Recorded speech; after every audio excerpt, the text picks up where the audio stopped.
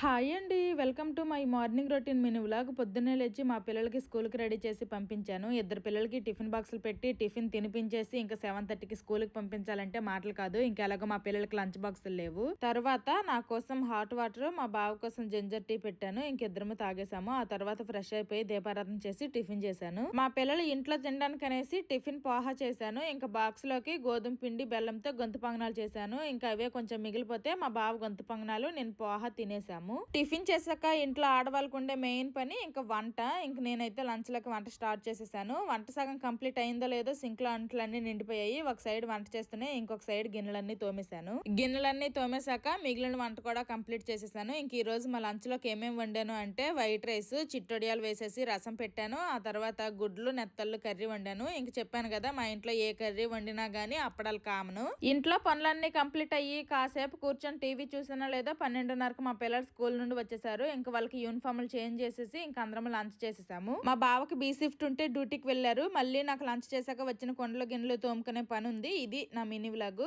Bye bye.